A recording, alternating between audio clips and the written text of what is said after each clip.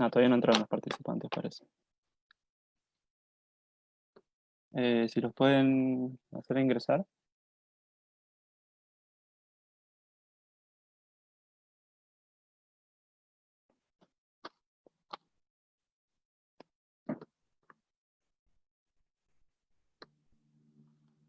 Perfecto.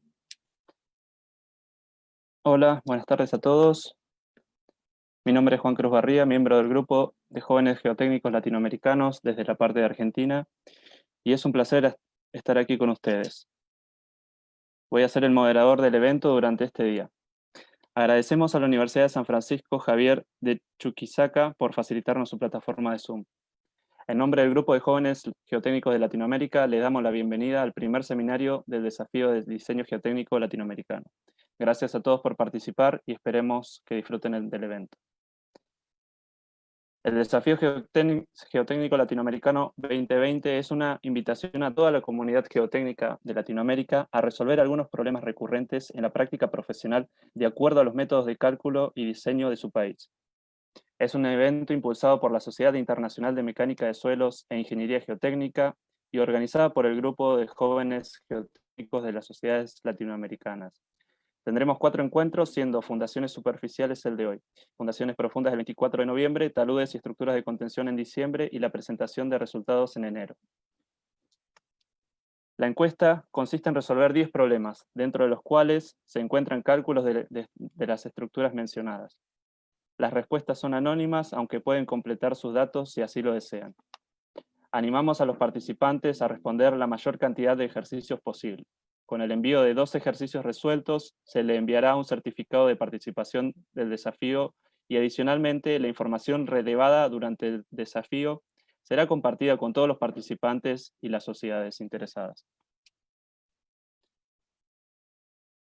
Hasta ahora, contamos con la participación de profesionales de 16 países latinoamericanos: Argentina, Bolivia, Brasil, Chile, Costa Rica, Colombia, Cuba, Ecuador, El Salvador, Guatemala, Honduras, México, Perú, Panamá, Paraguay, República Dominicana, Uruguay y Venezuela.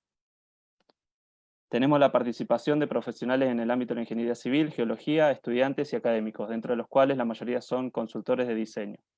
En este primer seminario se analizarán algunos conceptos de las fundaciones superficiales a fin de que se pueda realizar los ejercicios propuestos en la encuesta. No hay respuestas correctas en los problemas. Cada persona puede resolverlos de la manera que lo hace frecuentemente, ya que el objetivo es relevar los datos, los resultados a fin de poder analizarlos y determinar si se está sobredimensionando. Esperamos sus respuestas, que serán de gran ayuda para la comunidad geotécnica. Hemos invitado a 2 disertantes. Nuestro primer disertante es el doctor ingeniero Alejo Friso. Alejo es experto en la aplicación de métodos numéricos para el diseño y análisis geotécnico. Trabaja como líder de práctica y director general de SRK Argentina. Tiene más de 25 años de experiencia internacional en ingeniería geotécnica para proyectos de infraestructura y minería. Tiene más de 70 publicaciones y más de 20 conferencias en el mundo, todas ellas en el campo de la ingeniería geotécnica. Actualmente se desempeña como vicepresidente para Sudamérica de la Sociedad Internacional de Mecánica de Suelo e Ingeniería Geotécnica. Se ha desempeñado como docente universitario desde 1989 en la Universidad de Buenos Aires y en la Universidad de La Plata en las asignaturas de Mecánica de Suelos y Fundaciones, Mecánica de Roca, Mecánica de Suelo y Cimentaciones. Nuestro segundo disertante es el máster ingeniero Roberto Gesche. Roberto es ingeniero civil con 17 años de experiencia en ingeniería geotécnica y proyectos de infraestructura.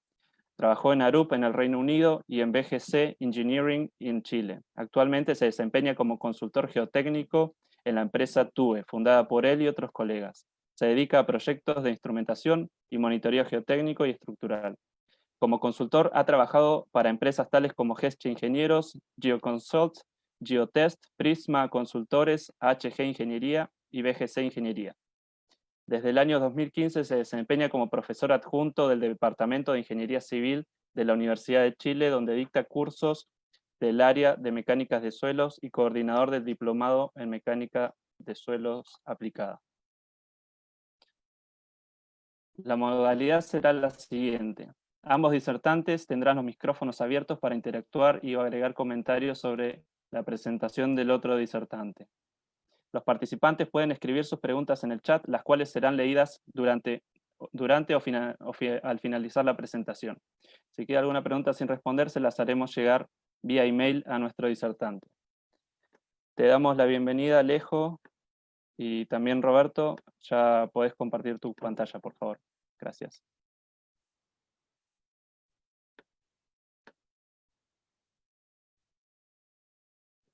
Ahí te desmuteamos.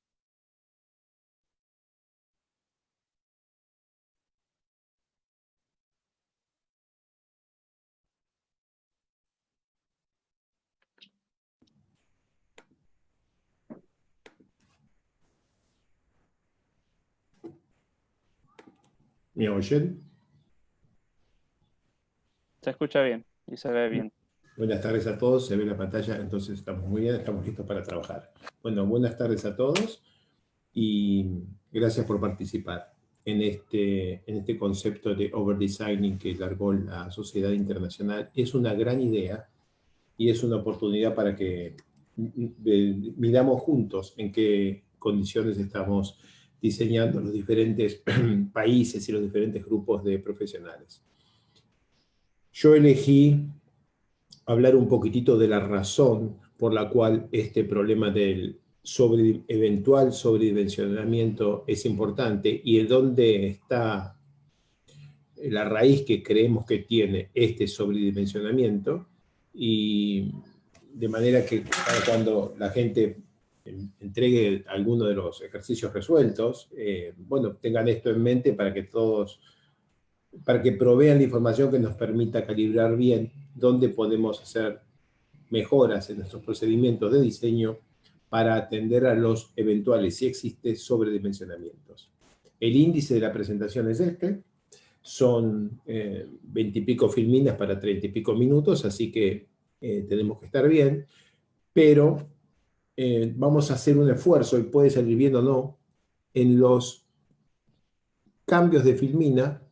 Sería muy bueno que ustedes ya tengan escritas en el chat alguna pregunta o algún comentario o alguna cosa en la que no estén de acuerdo y que quieran decir. Y le pido a Roberto, que presenta conmigo en el día de hoy y que tiene el micrófono abierto, que también haga sus comentarios cuando le parezca pertinente, en cualquier momento, y sobre todo en esas paradas entre los diferentes capítulos, que como toda la presentación tiene 30 filminas o 25, cada capítulo tiene 3 o 4 filminas, naturalmente, son muy pocas, ¿no? Entonces empiezo. ¿Por qué estamos juntos? Estamos tratando de diseñar fundaciones superficiales de una manera segura y económica, y eso requiere una mínima definición. Para nosotros, digamos, para el grupo de gente con la que trabajo usualmente, fundaciones superficiales es algo que hacemos en terrenos que pueden ser blandos, muchas veces son competentes, rara vez nosotros tenemos problemas de sismos, pero por supuesto existe en Argentina. Con el grupo con el que trabajo, las fundaciones superficiales se nos presentan rara vez con problemas de sismo. Para nosotros, y digamos también un poco universalmente, diseñar una fundación es diseñarla para su estado límite último, que en pocas palabras es que la fundación no se hunda en el terreno.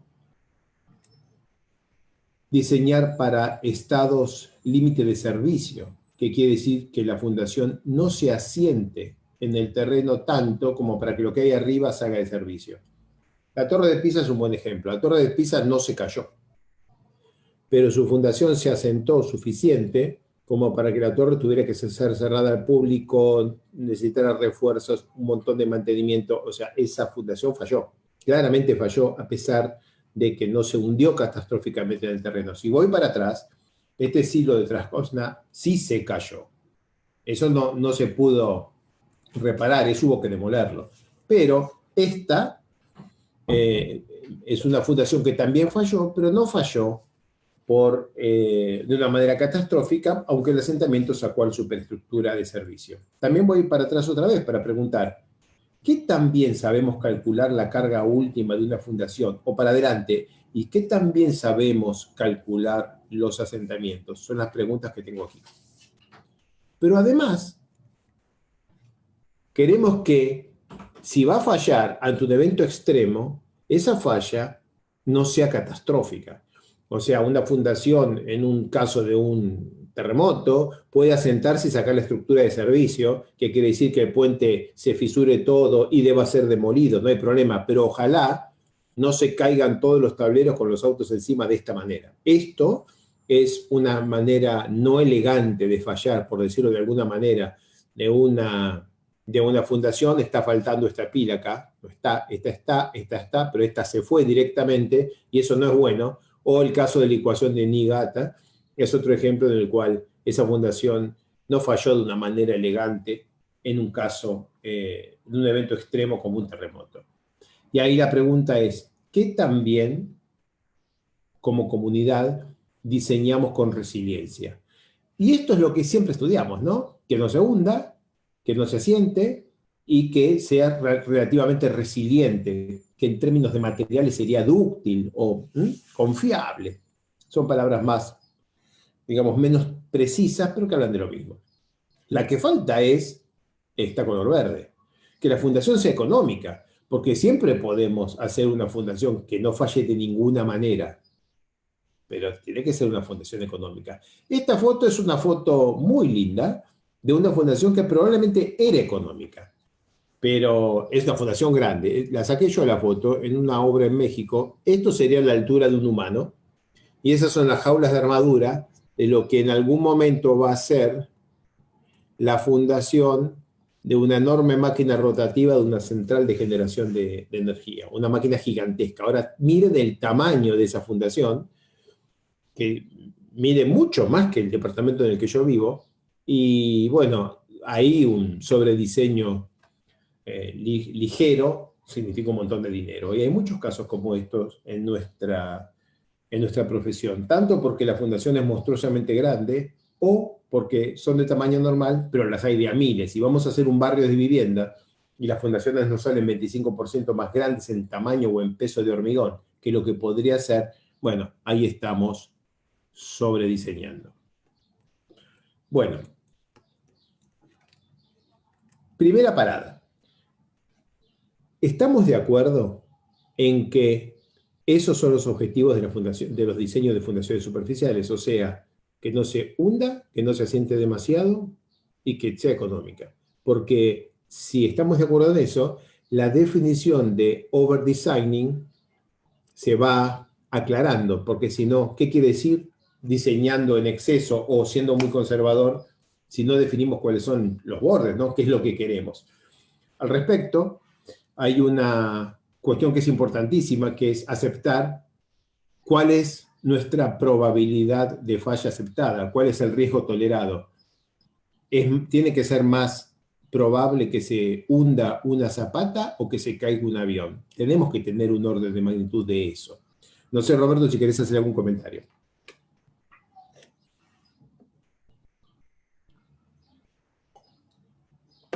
Si es que no te mutearon, ¿no?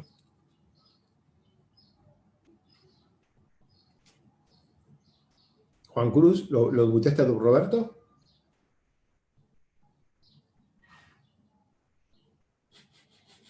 Ahí está. Ya está. Ya, perfecto. Gracias. ¿Me escuchan bien ahora? Sí. Ya. Alejo, mira, hasta ahora no puedo más que coincidir contigo. Creo que has mencionado varios aspectos que son importantes y solo podría quizás complementar un poco. Tú vas a hablar después de algunos métodos de cálculo y te vas a referir a Brink Hansen, ¿no? Que es quien nos ayuda a estimar la capacidad portante o capacidad de soporte, depende cómo la llamemos en los distintos países. Pero, en definitiva, cuando tengo la impresión yo, cuando se desarrolló el concepto de estudio de resistencia de suelo para soportar carga, y donde esta ecuación empieza a tomar relevancia, teníamos un nivel de acceso a tecnología y a conocimiento de los suelos distintos a la hora. Tú hablaste de las cargas. ¿Qué incertidumbre tenemos en las cargas? Y también qué incertidumbre tenemos en el suelo. Entonces, no puedo estar más de acuerdo contigo en que tenemos que avanzar hoy día y no quedarnos con esas recomendaciones o formulaciones que se establecieron, se definieron en un espacio, en un tiempo, en los cuales contábamos con herramientas que no nos permitían conocer ni las cargas, ni las capacidades del suelo como lo tenemos hoy. Así que creo que la invitación debiese ser acogida entre todos nosotros. Eso por ahora. Ok, gracias. Hay una consulta, Alejo. Diga. Sí. Si el seminario solo abordará el diseño geométrico de la fundación o incluiría el diseño de armaduras, que es más importante en términos de costo y sobredimensionamiento. Esto referido a la fundación de superficie. No sé lo de Roberto. Yo no voy a hablar una palabra de las armaduras, porque soy ingeniero geotécnico y con muchísimo orgullo y muchísima honra. Si me meto a hablar de armaduras, seguro cometo un error. Todavía voy a poner las armaduras del lado de abajo de una zapata, ¿eh? Eso todavía, pero no mucho más que eso en este momento. Yo no sé si Roberto vas a mencionar esto, pero la verdad es que además el desafío de la sociedad internacional ni le preocupan las armaduras, a nadie le preocupa. Lo único que preocupa es que evalúes la capacidad, la carga última de la fundación geotécnica, asumiendo que esa fundación que está dibujadita ahí es un cuadrado rígido que no se va ni a fisurar, ni a romper, ni a doblar.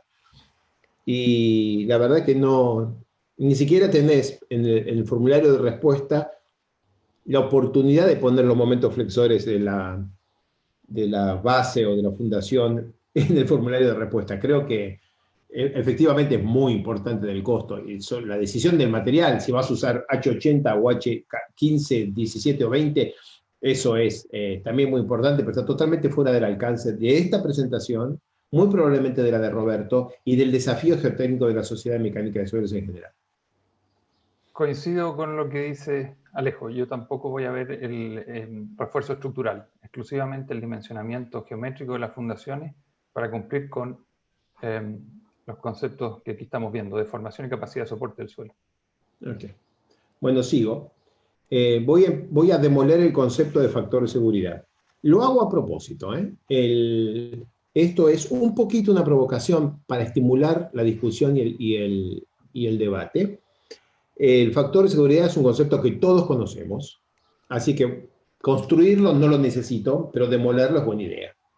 En la vieja escuela, que es la que funcionó hasta octubre de 2020, digamos, el factor de seguridad es el cociente entre la carga última y la carga de servicio.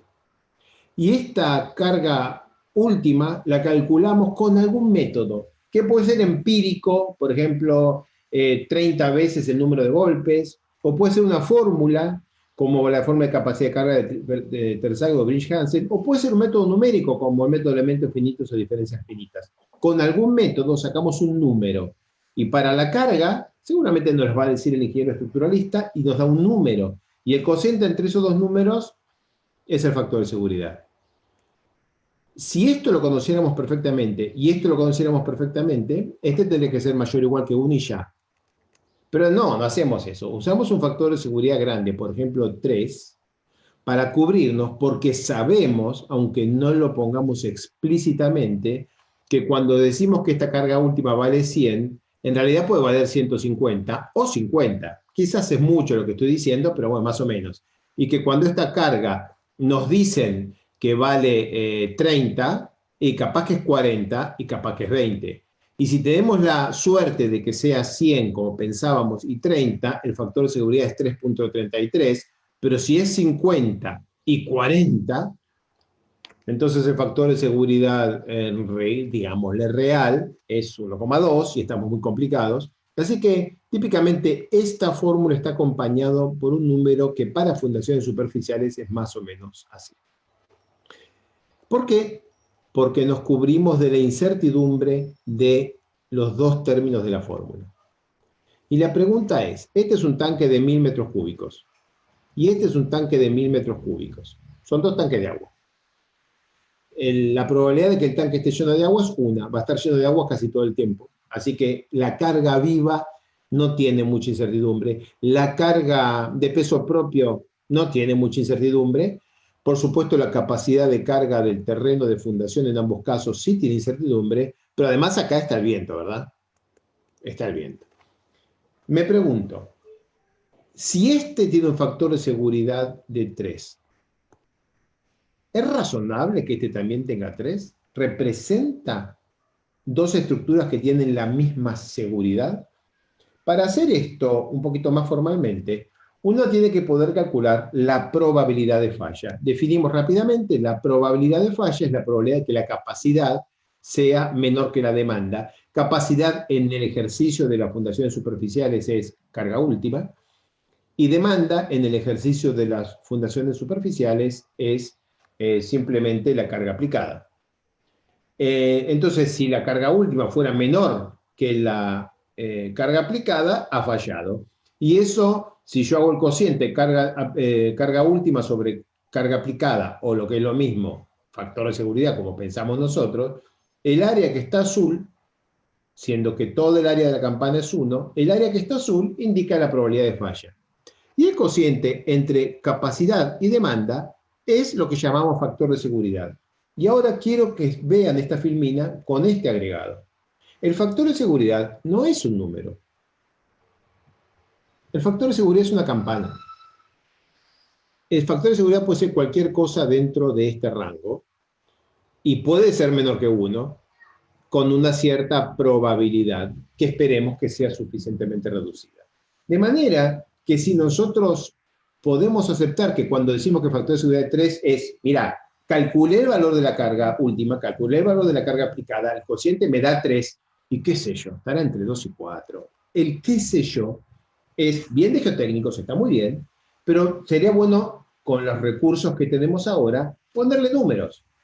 Entonces, al mismo factor de seguridad, que es un cociente, pensémoslo como el cociente entre el valor medio de la carga última, la carga última puede ser de acá hasta acá, y su valor medio es este, y el valor medio de la carga aplicada, que si incluye viento puede ser una campana ancha, si es un tanque sin viento, como el tanque australiano, será casi una línea vertical, pero bueno, este es el valor medio de la carga, este es el valor medio de la carga última, y entonces el factor de seguridad, como número informado, es ese cociente. Si es así, se abre la puerta para que pensemos en que esta campana es el resultado de una serie de incertidumbres. Una de las incertidumbres es que el ángulo de fricción interna que vamos a usar, por ejemplo, no sabemos exactamente cuánto vale. Le vamos a poner 35 como ejemplo, pero sabemos que podría ser 37, no sería una locura. Y en una de esas va alguno y dice, che, puede ser tan bajo como 30. Entonces quizás esta sea la distribución del ángulo de fricción interna. Si uso 35 me queda este numerito acá, pero si uso 30 me queda este numerito acá, y si uso 37 me queda este numerito acá. Entonces esto, en principio y como mínimo, es función del hecho de que los parámetros de entrada no los conocemos con exactitud. Si yo miro esta campana, que es la incertidumbre de la carga aplicada, y esta campana, que es la incertidumbre de la carga última, y hago el cociente entre las dos, me queda una campana. Y el cociente, la campana cociente, es la campana del factor de seguridad. Por ejemplo, si yo mido el ángulo de fricción interna con el SPT y me da esta respuesta, esta sería la campana de la carga última que la hice calculando el factor de seguridad usando phi sacado de un SPT, y va acá. Y el factor de seguridad medio me da 3. Capaz que un colega va y hace un CPT en este lugar, y esto le da así. También le da 35. Podele que no, que le dé, para ponerlo más general, que le dé 33.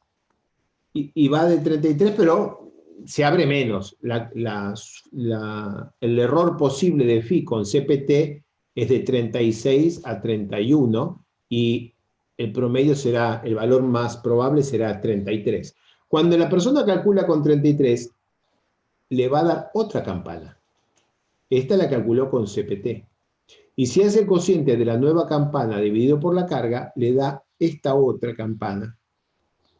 Y esta verde, limpio toda la pantalla, esta verde es la campana del factor de seguridad con CPT. ¿Se da cuenta que el factor de seguridad no es un número, es una campana? O sea, es un rango. Y el rango del factor de seguridad cuando estimamos a phi con el SPT es así ancho. Y el rango del factor de seguridad cuando estimamos a phi con el CPT es hacia angosto, y lo que en realidad queremos es minimizar el área a la izquierda del 1.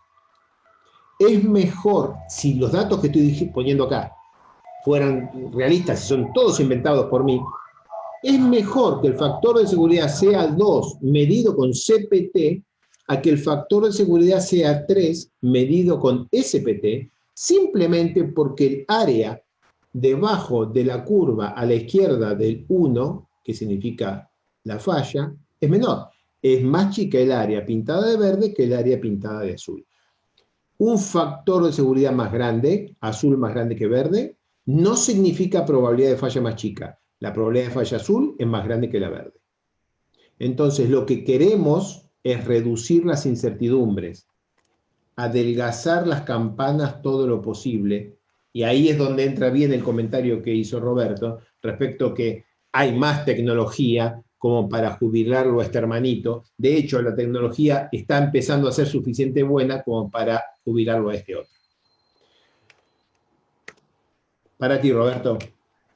Sí, qué bueno tu análisis. No lo había visto o no lo había escuchado todavía de esa manera. Es casi filosófico, con el respeto de los filósofos, digamos, porque a nosotros los ingenieros no nos deben de considerar muy filósofos, ¿ya? Pero lo estás llevando a un lenguaje más blando y menos duro, así que por eso me sorprende positivamente. Yo creo que voy a tomar lo que tú dijiste para sumar otra cosa. Mientras explicabas esto de la campana y del beneficio que tiene entender mejor las propiedades del suelo, en este caso en particular, y por lo tanto de enangostar el ancho de la campana, yo encuentro que eso tiene otro beneficio, que es con el que yo me enfrento, y creo que muchos de los que nos están escuchando también, que es justificar la cantidad de ensayos, el costo de una mecánica de suelos, de un estudio de mecánica de suelos, por decirlo como corresponde. Es uno de los problemas más comunes que toca en nuestra profesión. Decir, pero ¿y usted por qué está haciendo tantos ensayos? ¿Y usted por qué quiere hacer aquí un sondaje? ¿Y por qué además de un sondaje con SPT quiere hacer un CPT? Bueno, yo creo que esta lámina es un tremendo recurso para poder justificar adecuadamente ese tipo de cosas y que a mí me cuesta mucho. Si nuestra contraparte entiende el beneficio de un diseño eficiente, es decir, seguridad cruzado con economía, tiene que poder entender que vamos a reducir la incertidumbre de la oferta a través de campañas geotécnicas más intensivas, ¿ya? Yo creo que explicarlo así como lo explicaste tú con esta campana es una de las formas más simples, porque visualmente uno es capaz de racionalizarlo. Así que creo que si me prestas tú tus láminas, las voy a tener que usar en mis próximas reuniones. Por supuesto, y gracias por el piropo. Bueno, seguimos trabajando. Entonces, dejando atrás el coeficiente de seguridad, los métodos de diseño que tienen que tener en cuenta la incertidumbre, básicamente tienen un esquema que este hombre, de una manera, digamos, hasta sádica, lo puso en este diagrama de flujo. Entonces, elegí las dimensiones, calcular todos los factores de seguridad que quieras, todos los factores de seguridad que quieras. Espero que todo sea mayor que 1, no que 3, que sea mayor que 1.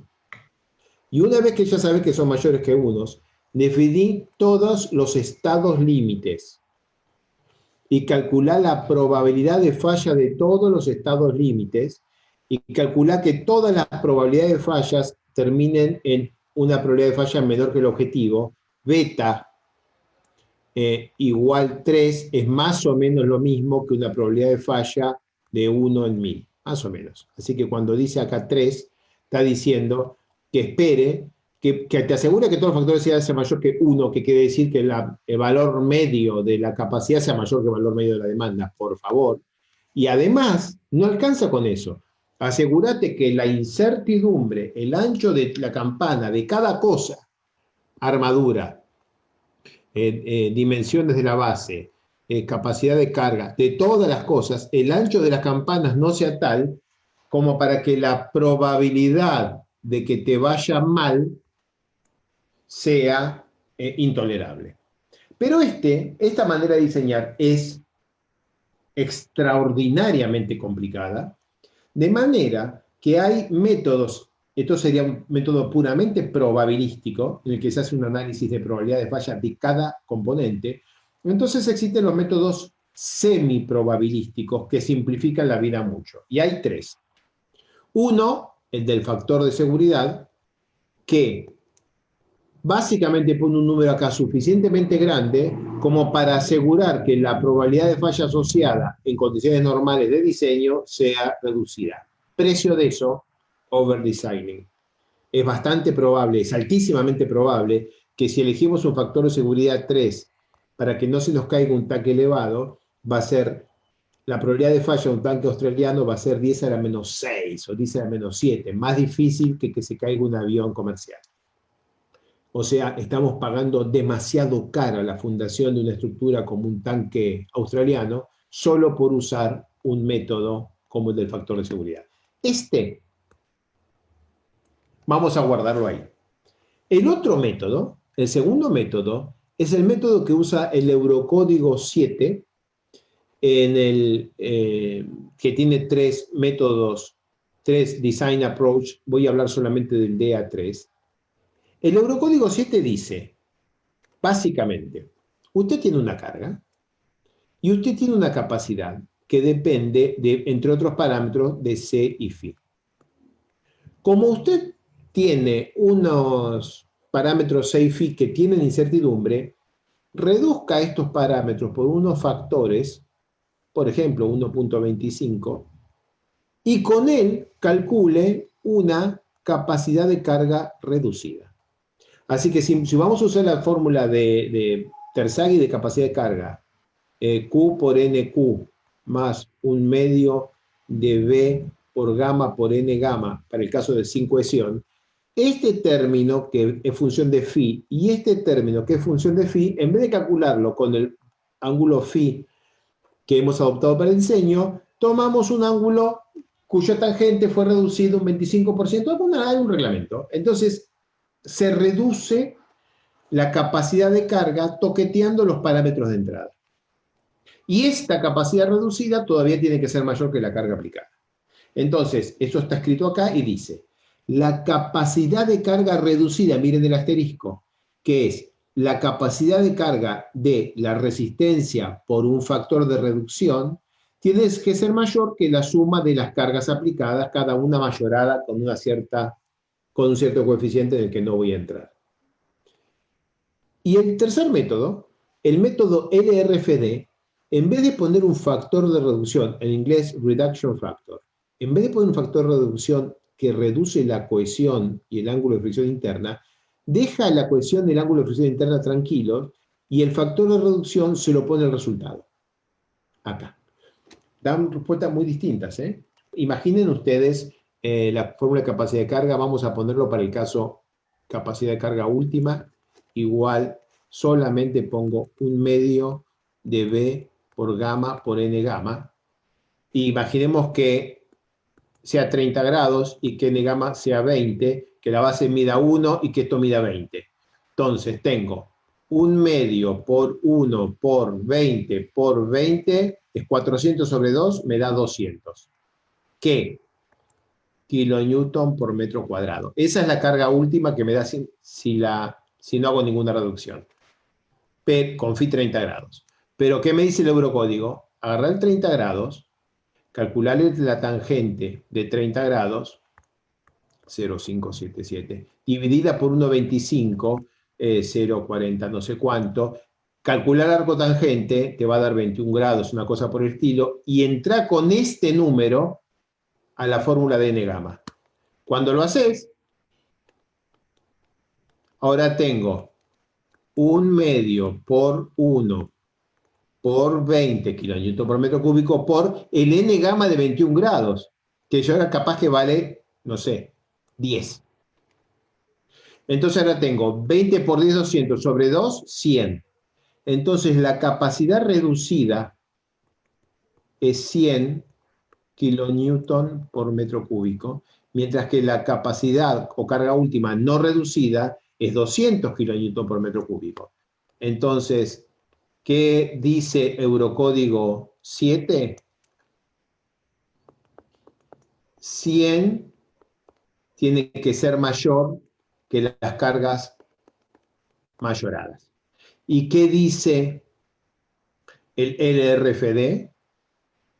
200 por un factor que pongo acá afuera tiene que ser mayor que la carga mayorada. Pero este factor no es 0,5, puede ser cualquier otra cosa.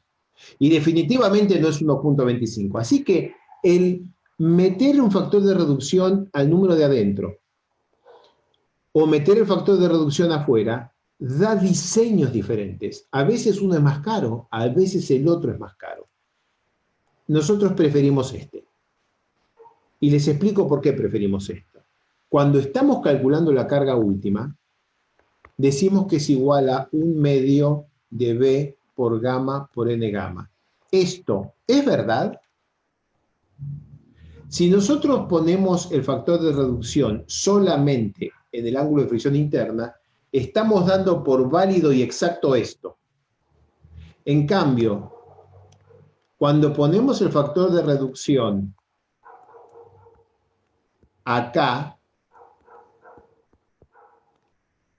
este factor de reducción lo podemos calibrar para que tenga en cuenta el desvío, el error, la incertidumbre del dato, pero como está afuera, también lo podemos multiplicar por algo, calibrar para que tenga en cuenta el desvío, el error, la incertidumbre de la fórmula. La enorme diferencia entre esto y esto es que el de arriba cree que la fórmula es exacta y que la incertidumbre está solo en el dato, en phi. Mientras que el de abajo acepta que la fórmula en sí misma, el modelo de cálculo, puede estar mal. Por ejemplo, con el de arriba, usar la fórmula de capacidad de carga de Terzaghi, Meirov o Brilhansen da lo mismo, porque siempre vamos a dividir por 1,25 la cohesión.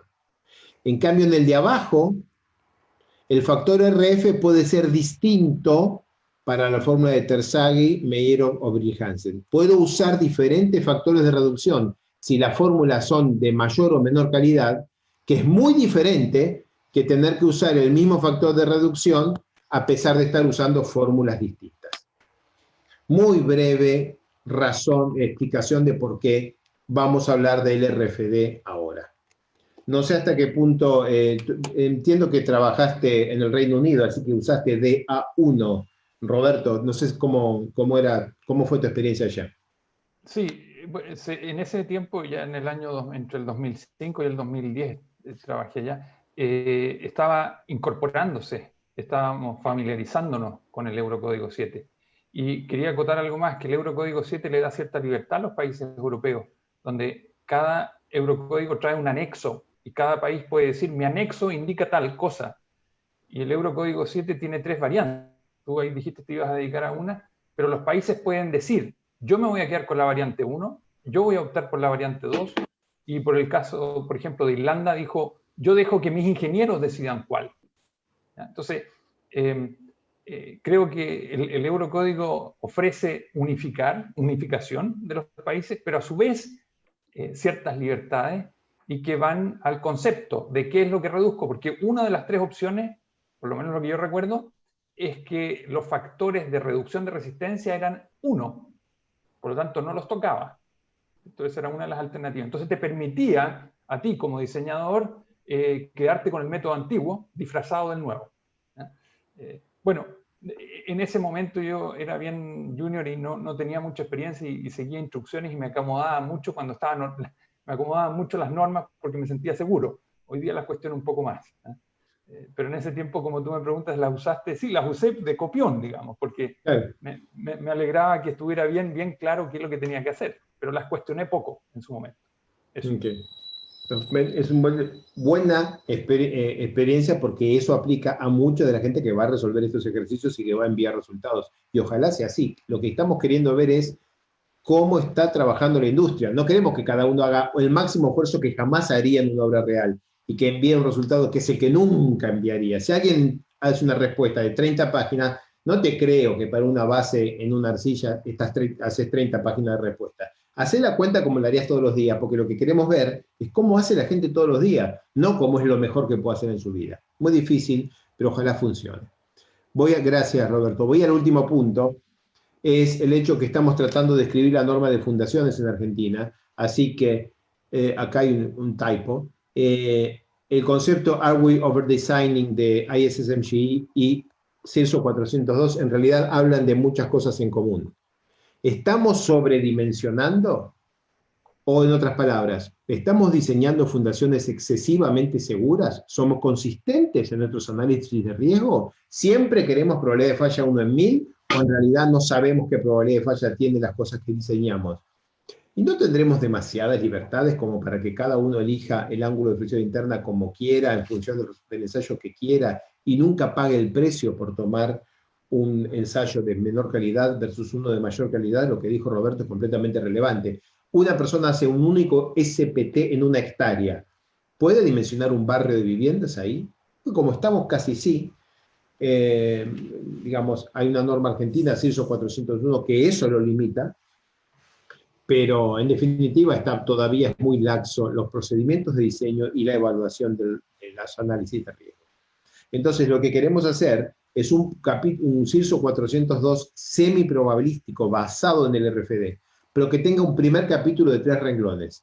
Si usted puede hacer un análisis estadístico completo, como el que decía el diagrama de flujo de Babu 2008, si usted puede hacer un análisis completo y demuestra que su probabilidad de falla es menor que 1 por 1000, está bien, no tiene que seguir el resto del reglamento. ¿Ves?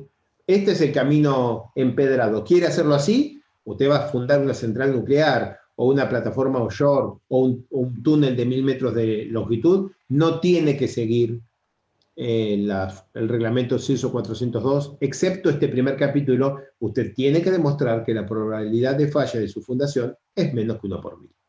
Esperemos que eso funcione como concepto, y ahora hagamos un reglamento que le sirva a todos los mortales para todas las veces que uno tiene que hacer un diseño que no es una central nuclear.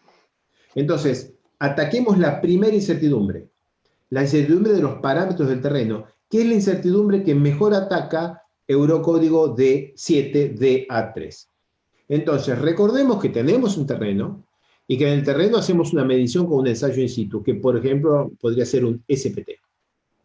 Esa medición tiene incertidumbre estadística, simplemente porque hacemos 5 ensayos y estamos buscando un promedio de 5, y no hicimos 5000 ensayos, hicimos solo 5, así que no tenemos una buena estimación ni de la media ni del desvío de los resultados. Tenemos dispersión de los datos, porque además hicimos 5 SPT y no dieron iguales. Y eso es por variabilidad aleatoria, porque el terreno no es uniforme, y por errores de medición, porque estamos clavando un caño en el piso, y estamos midiendo 30 centímetros que el caño entre en el piso con 2 marcas de tiza. Así que también tenemos errores de medición. Con errores de medición, variabilidad aleatoria, que nos generan dispersión de los datos, y con incertidumbre estadística por la poca cantidad de muestras, tenemos un valor de SPT entre 10 y 12. Lo convertimos en un valor de resistencia al corte no drenada, con una correlación que también tiene incertidumbre en el modelo, y salimos con que el SPT es 10, y entonces la resistencia al corte no drenada le decimos es 70 kilopascales. Que sería decir, entro con SPT 10 y salgo con la resistencia al corte de 70 kilopascales. Pero la realidad es que la línea de correlación, el modelo que traduce SPT a resistencia al corte no drenada, por ejemplo, es un bosque de puntos así. De manera que un SPT 10, no tengo por qué ir hasta la línea esa. Puedo quedarme hasta abajo o puedo ir hasta arriba de todo. Entonces, la solución que nosotros estamos proponiendo para CIRSO 402 es usar parámetros característicos. O sea, los que tienen el 80% de probabilidad de ser excedido. 80% determinado por Foy en 2006, está muy estudiado por qué 80% y no 90 o 95.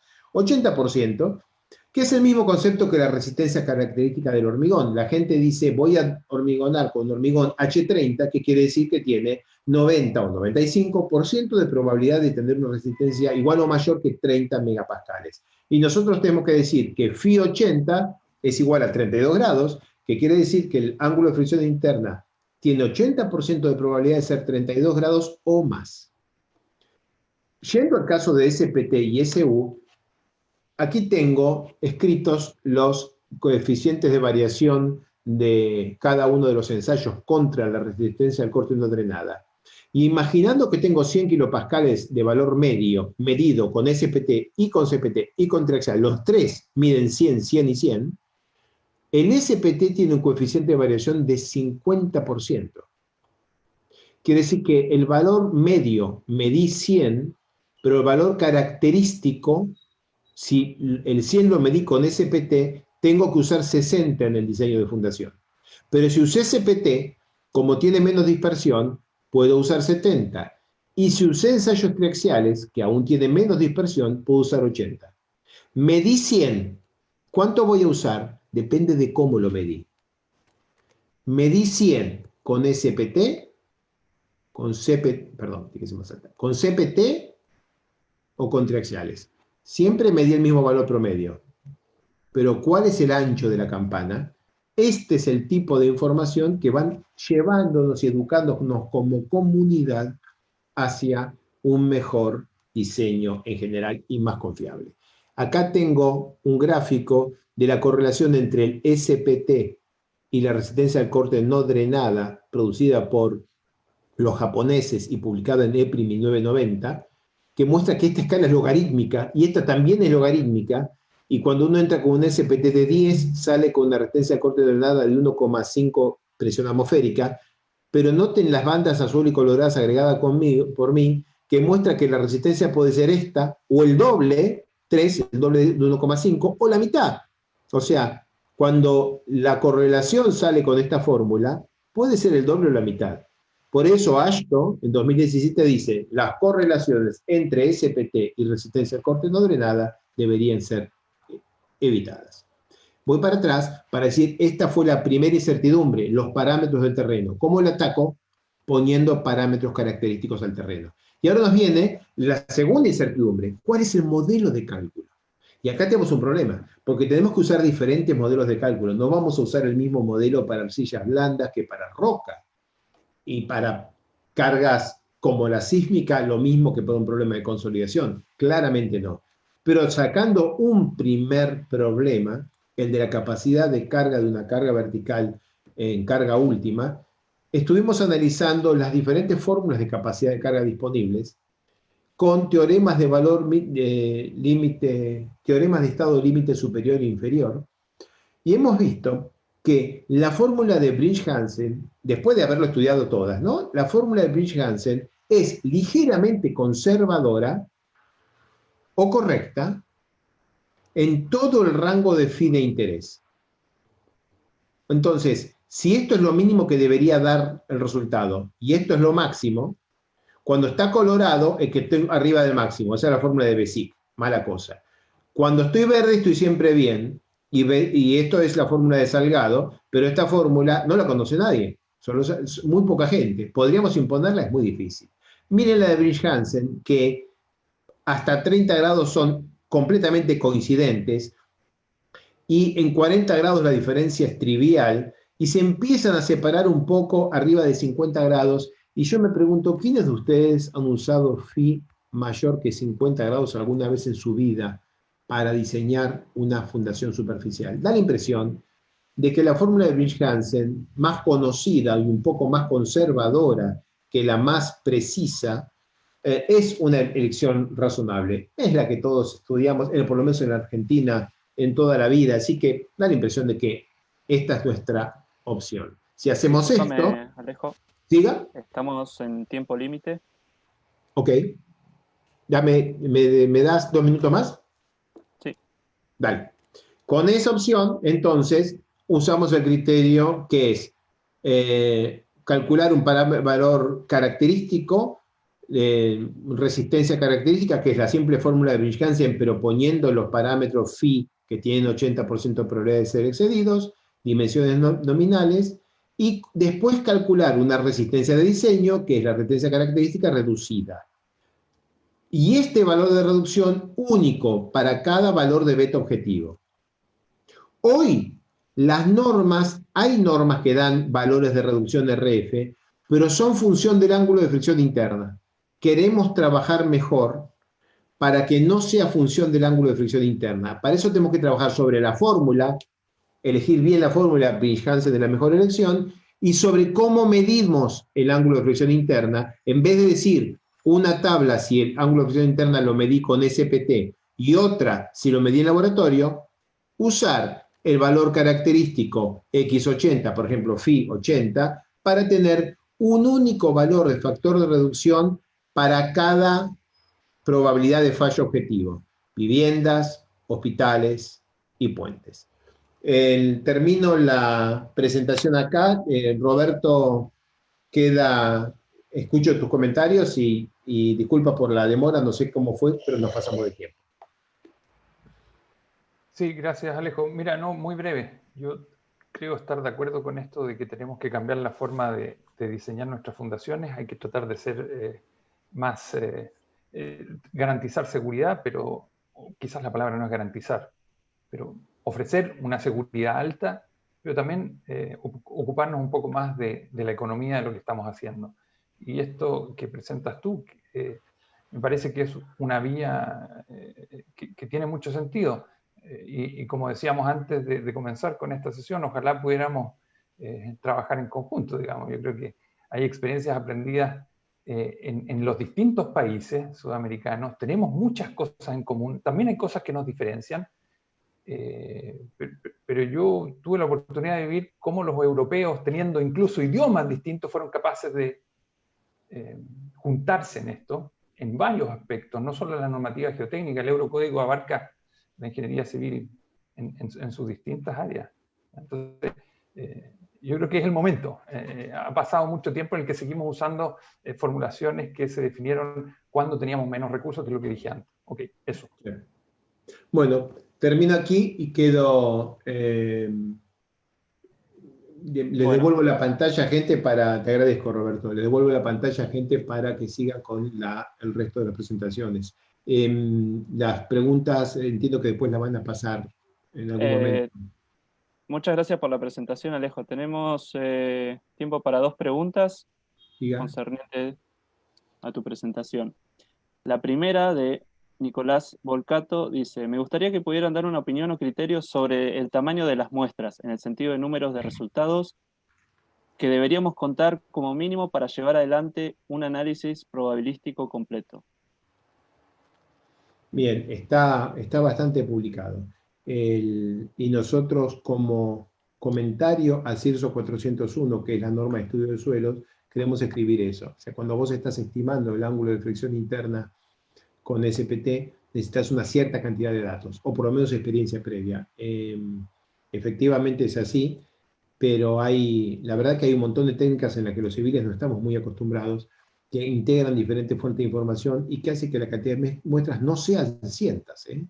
O sea, realmente con 8 o 10 resultados ya se pueden hacer cuentas muy bien.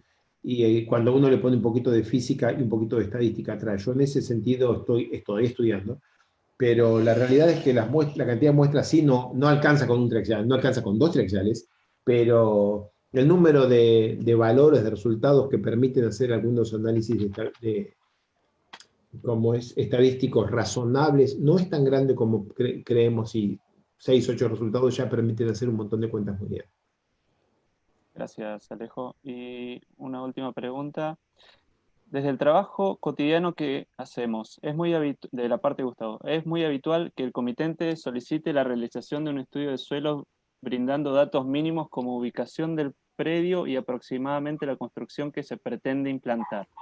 Una vez que los ensayos brindan los valores de C y Phi, determinamos la resistencia última. Pero la pregunta es, ¿cómo podemos determinar las cargas mayoradas de la estructura a implantar si no tenemos datos?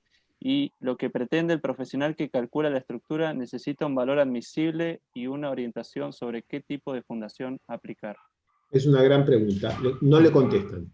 Ustedes le dicen, yo tengo esta fórmula, y en esta fórmula, por ejemplo, la capacidad de Briggs-Hansen, y en esta fórmula usted tiene que usar este ángulo de fricción interna, porque este ángulo de fricción interna que le doy, 23 grados para una arena, ya tiene 80% de probabilidad de ser excedido. Hasta aquí llegué. Hasta que usted no me dé la carga, no podemos cerrar. Si usted quiere ser usted estructuralista, quiere hacer usted la cuenta, esta es la fórmula y este es el parámetro. Pero si usted no me da la carga, no le voy a dar una presión admisible. No se la puedo dar. Porque no es la misma la presión admisible de un tanque australiano que de un tanque elevado. Y no le voy a resolver ese problema al ingeniero estructuralista. Es un problema que tenemos los dos juntos. Es un cambio de paradigma grande que tenemos que pelear. Esto va a ser una pelea de años. Gracias nuevamente, Alejo, por la presentación.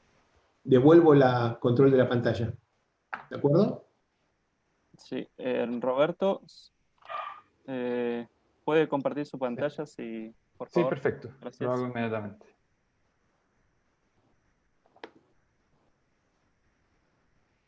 A ver, voy a hacerlo así, compartir mi pantalla, porque voy a ir cambiando de pantalla varias veces. Bien, ¿me escuchan bien nuevamente? ¿Juan? Se ve y se escucha bien. Ya, perfecto. Miren, yo creo que tengo un poco menos de tiempo de lo que creía, así que voy a explicar lo que yo hice de una manera distinta a cómo venía preparado. Y, creo que de la discusión que tuvimos en la primera parte con Alejo, hay varias cosas que no es necesario que yo explique en detalle, sería redundar. Y quiero partir diciendo algunas cosas. Primero, lo que yo voy a presentar ahora es la práctica propia, es decir, cómo habitualmente yo abordaría este problema para los dos casos que me toca o que me ofrecí analizar, y que son los que aparecen acá abajo. Una zapata corrida en arcilla y una zapata aislada en arena. ¿Ok? Segundo, en virtud de los antecedentes que se me hicieron llegar para este análisis, yo considero que son mayores en cantidad y volumen que lo que habitualmente tengo a disposición cuando hago un estudio o un cálculo similar a esto. ¿De acuerdo? Por lo tanto, esto quizás representa algo que en la práctica yo no tendría para fundaciones de este tipo. Estamos hablando de fundaciones superficiales, y típicamente en Chile fundaciones superficiales son porque las estructuras son para estructuras más bien livianas, con las dimensiones que este desafío tiene. Dos, quiero mostrarles también cuál es brevemente la normativa que tenemos en Chile al respecto, o cuál es la carencia que tenemos en nuestra normativa, ¿ya? Y qué es lo que informamos en nuestros estudios. Es decir, en Chile hablamos de un estudio de mecánica de suelos, donde creo yo que la definición queda corta para lo que se espera que en ese estudio se incorpore. Cuarto, y es el tema que tocaron recién Alejo, con quien preguntó, nunca en este trabajo podemos ignorar qué estructura se está construyendo para lo cual nosotros hacemos esta estimación de capacidad de soporte o dimensionamiento de fundaciones. Yo lo considero irresponsable, totalmente irresponsable. Alejo explicó por qué. Y además de eso, tenemos que entender cómo esta obra va a desarrollarse en el futuro. Es una obra de corto plazo, de largo aliento, existen factores medioambientales que la afectan. Esos factores medioambientales, digamos algunos niveles freáticos, van a cambiar los supuestos o las condiciones del terreno que yo vi en el momento que hice este estudio.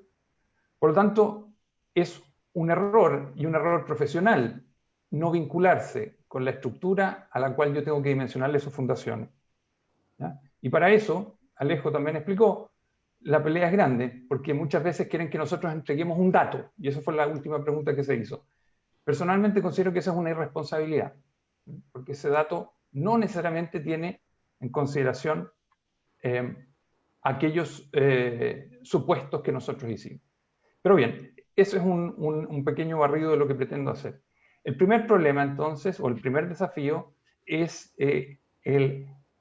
la estimación de la carga P, que se muestra aquí en esta figura, ¿ya?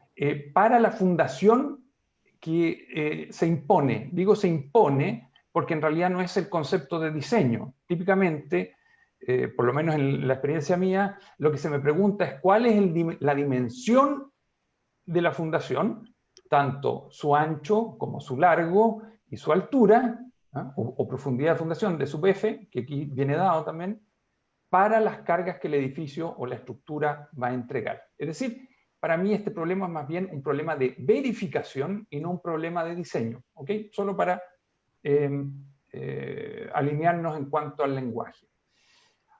Ahora, los 3 desafíos de esta pregunta son los siguientes, está acá abajo. Determine la carga aplicada que causará la falla por capacidad de carga. ¿Ya? Es decir, determine básicamente la carga asociada a la resistencia última. ¿Qué quiere decir eso? Evalúe la capacidad portante con un factor de seguridad 1. Debo explicar primero algo que se me olvidó, pero y hago el paralelo con lo que planteó Alejo. La práctica chilena común, que es lo que más he visto, es usar un factor de seguridad global. Es decir, el caso primero que describió Alejo y el cual él dijo lo voy a destrozar por la crítica que él muy bien explicó. ¿Okay? Esa es la práctica que usamos nosotros. Seguimos usando típicamente factores de seguridad globales, es decir, cargas resistentes, cargas solicitantes dividido por carga resistente o oferta demanda partido por la oferta. ¿De acuerdo? Entonces, en ese caso es donde para este cálculo aplico factor de seguridad 1. El segundo desafío es determine la misma carga, pero para otra condición, que es una condición de serviciabilidad. Es decir, o así lo interpreto yo al menos. Es decir, ¿cuál es la carga que para esta fundación, en este tipo de suelo, va a generar un asentamiento a largo plazo de 25 milímetros? ¿Okay? Y eso tiene que ver, que me parece bien sensato que se haga así, pues no siempre el requerimiento es por resistencia, que sería el caso que Alejo describió como el estado límite último. También puede haber un estado límite de serviciabilidad. Y en definitiva, nosotros tenemos, como en cualquier material de la ingeniería civil, muchos de ustedes, si son ingenieros civiles, se acordarán que cuando diseñamos hormigón y acero tenemos que cumplir tanto resistencia como serviciabilidad. Por lo tanto, me parece muy bien los puntos 1 y 2. Bueno, y el punto 3 es quizás el que está acá abajo, es el típico que tendríamos que desarrollar, que es usted defina cuál es la carga máxima que se puede aplicar. ¿Ya? Y esa carga máxima tiene que ver con los factores de seguridad que típicamente usaría. Ahí vengo a explicar yo la práctica chilena y de dónde vamos a buscar esos factores de seguridad, ¿ya? O qué hacemos cuando estamos en carencia de ellos. Ok, ese es el primer problema. Voy a analizar un segundo, pero este lo explico en más detalle. El siguiente, como es análogo, no lo voy a explicar en detalle. Y voy a partir contando el final de la película, es decir, cuáles son los resultados. ¿Ya? Obviamente que así no podría terminar mi presentación porque no he explicado nada, ¿de acuerdo? Pero quiero mostrar y confirmar que la respuesta a la primera pregunta tiene asociado un factor de seguridad 1 y aprovecho de decir que eso tiene un asentamiento de 7 milímetros en el caso del cálculo que hice yo.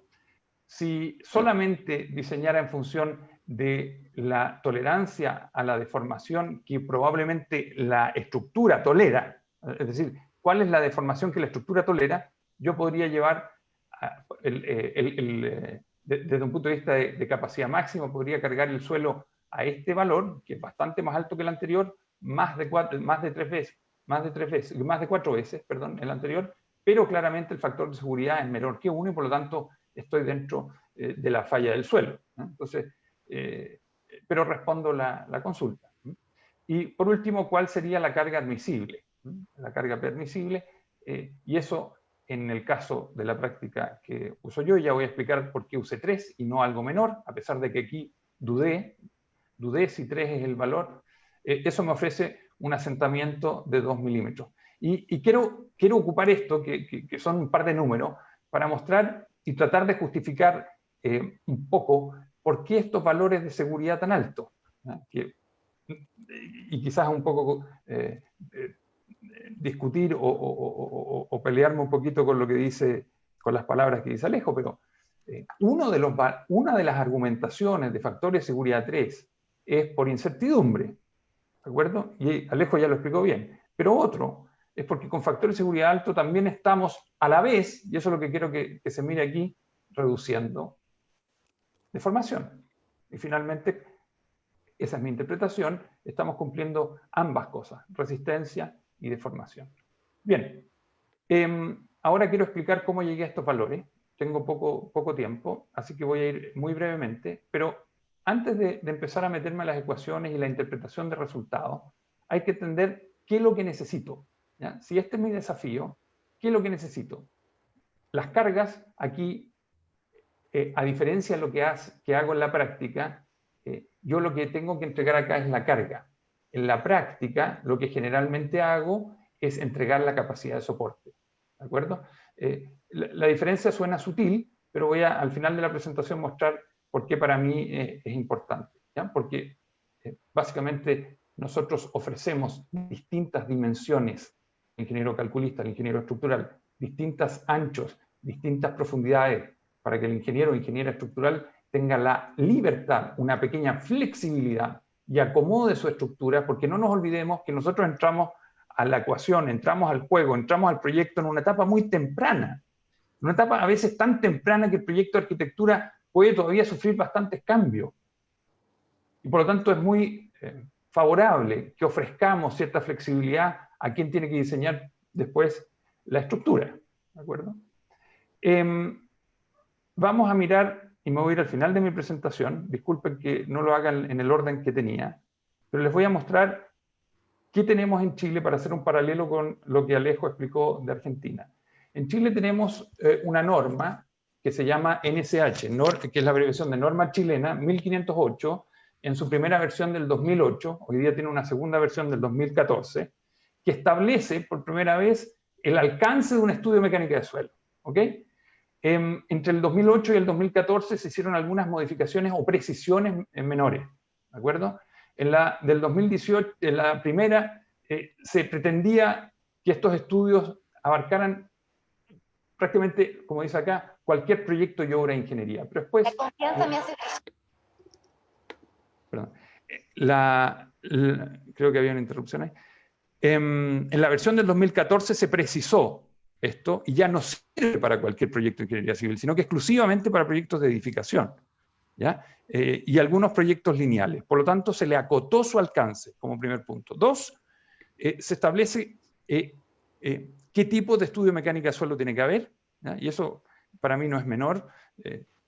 Tenemos que saber que hay estudios que son más o menos profundos, tienen que haber estudios preliminares, eso también en Europa está bastante bien definido, o separado, que es un desk study, un estudio de gabinete cuando todavía no tengo antecedentes de terreno, pero puedo explorar algunas cosas sin moverme de mi escritorio, y después el estudio de mecánica de suelo, que es el propiamente tal e invasivo, ¿ya? Que es el del cual tengo datos duros. Ahora, es muy sano pasar por el primero para tener una buena planificación de lo que voy a hacer finalmente a terreno, y no ir a terreno y ahí empezar a recién tomar decisiones de qué es lo que voy a tener que hacer. Y por último, dos cosas más de esta norma, porque quiero mostrarles qué es lo que incluye para que ustedes se den cuenta cuáles son sus carencias, ¿ya? Es qué es lo que debe incluir un estudio o un informe de mecánica del suelo. Y aquí son dos láminas, esta y la siguiente. La siguiente la tengo en roja a propósito, y la primera la tengo en letra color negro, porque lo primero es una descripción factual de cosas, es decir, qué es lo que hice, qué es lo que medí, sin interpretación, ¿ya? Y es todo aquello que uno hace al registrar datos, al hacer mediciones. Y la segunda parte es la interpretación de aquello, es decir, cómo paso de mediciones singulares de resistencia, ya sea en ensayos de campo, ensayos de laboratorio, a parámetros de diseño, que es lo que terminaba describiendo Alejo al final de su presentación cuando hizo referencia a estos parámetros característicos. Una cosa es lo que me entrega el SPT, otra cosa es lo que me entrega el CPT, otra cosa es lo que me entrega un ensayo de compresión no confinada, un ensayo triaxial, pero de ahí tengo que interpretar esos valores y llevarlos a parámetros de diseño, al famoso C, Phi o S sub U, que me van a, que son las variables de la ecuación que define la capacidad de soporte. Nosotros también acá en Chile estamos obligados ahora, en la versión 14, de entregar la clasificación sísmica del suelo, ¿ya? Que para nosotros es bastante importante porque tiene una influencia fuerte sobre la cuantificación de esfuerzos sísmicos, como consecuencia de la calidad del suelo. Y eso nos obliga a veces a explorar más profundo, pero no para ir a buscar más datos geotécnicos, sino que para poder solamente clasificar sísmicamente el suelo. Y eso a veces la gente no lo entiende, de por qué una infraestructura tan liviana está obligada a tener exploraciones muy profundas. ¿Okay? Y obviamente recomendaciones de diseño decir en este lugar si hay normas o no hay normas que deben aplicarse, etcétera, etcétera. Pero ninguna parte aquí dice que tenemos que ofrecer el diseño de la fundación. ¿Okay? Pero la práctica chilena normalmente espera que dentro de un estudio de mecánica de suelo nosotros entreguemos lo que se acaba de preguntar. Capacidad de soporte. Que se indique el valor. Dígame, ¿cuántos? Y en Chile ocupamos una unidad distinta a la que ocupó Alejo, lamentablemente. Yo prefiero la que usa él. Es decir, ¿cuántos kilos por centímetro cuadrado soporta su suelo? Bueno, pero es que ese no es una constante.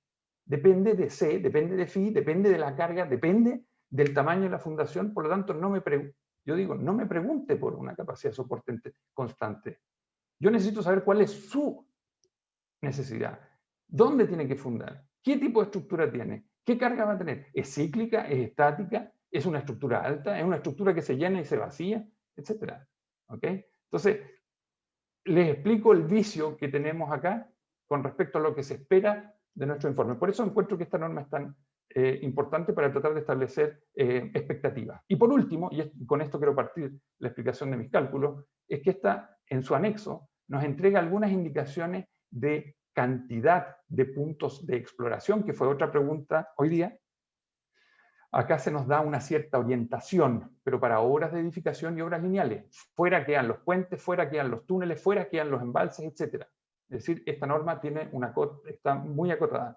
Y aquí me dice, usted tiene que explorar por lo menos la profundidad de fundación, que es D sub F, en casi todos los libros de cualquier idioma aparece D sub F como la profundidad entre el suelo natural y el sello de excavación, más un Z, y ese Z es 1,5 veces el ancho B. Bueno, para el problema que estábamos mostrando al principio, es bastante obvio cuál es esta profundidad. DF era 0,75 y B es 2,25, por lo tanto el ZP es 4,25 metros. Pero en la práctica eso no es así, porque justamente soy yo quien define D sub F, y soy yo, cuando digo yo me refiero al mecánico de suelo responsable del estudio, y soy yo también quien defino el B.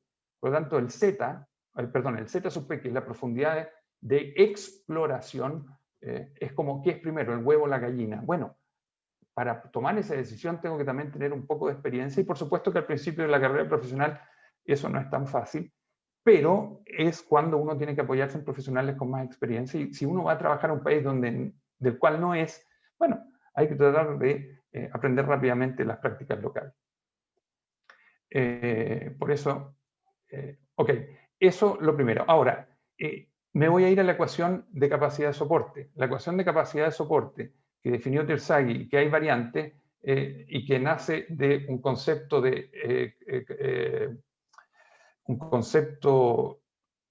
de modo de falla asociado a lo que está acá, digamos, que se produce aquí un cono rígido sobre el cual se moviliza una zona plastificada acá. La interpretación de este mecanismo de falla es con la que se llega a una ecuación de capacidad de soporte, que ya la dibujó y la explicó en detalle Alejo, así que no voy a hacer mayores referencias a aquella, pero aquí a mí lo que me está faltando, o esta versión simplificada, cuando son cargas verticales, digamos, puramente verticales, es el sumarle la cohesión, digamos. Son tres componentes, aquí está la de profundidad, la del ancho de la fundación, y aquí faltaría el que está asociado a la cohesión.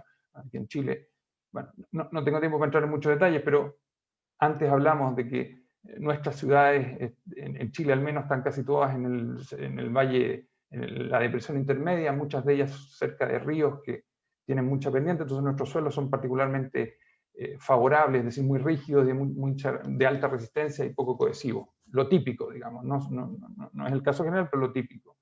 ¿Ya? Entonces, esta ecuación necesito saber contra qué la comparo. Factores de seguridad. ¿Qué hago en Chile? Bueno, y aquí tengo tres láminas donde digo, bueno, normas o manuales de diseño. ¿Qué es lo primero que vemos? La norma de mecánica de suelo que les acabo de mostrar no dice nada. ¿Qué tenemos? El primer documento acá, que es un manual, se llama, para los chilenos que están ahí escuchándome, les debe sonar mucho, perdón, esta es ya, voy a hablar de la primera. Esta no les debe sonar mucho porque es más o menos nueva, que es la guía de diseño y construcción de obras portuarias, ¿ya? es un documento relativamente nuevo, considero yo, 2013, y se basa fuertemente en una norma española que se denomina la ROM, se abrevia, ROM, ¿ya? Y es básicamente una copia. Cada una de estas secciones hace referencia textual a la ROM. Fíjense aquí, esto es de la norma que estoy mostrando acá, pero hace referencia a la ROM. Entonces, dice, usted si quiere calcular capacidad de soporte, le ofrecemos, elija usted. Hay muchos métodos, usted elija, incluso en métodos más bien empíricos que son basados en ensayos particulares, no la ecuación que estábamos mostrando antes, que es la ecuación general. Y es el único documento que yo he encontrado que se compromete con la recomendación de factores de seguridad. Y aquí están. Los factores de seguridad utilizados mínimos en Chile son factor de seguridad 3 para cargas estáticas permanentes, factor de seguridad 2 para cargas permanentes más la sísmica, y factor de seguridad 1,1 si la carga sísmica se obtiene con la aceleración máxima, a la cual hacen referencia a otra norma chilena, y esa norma no es para puertos, esa norma es para edificios. ¿De acuerdo? Entonces, tenemos una cierta guía, pero está exclusivamente pensado en obras portuarias. Y por último, y esta sí, no está, me quedó fuera, no la logré incluir, por algún motivo no se me grabó. Bueno, aquí está, ok.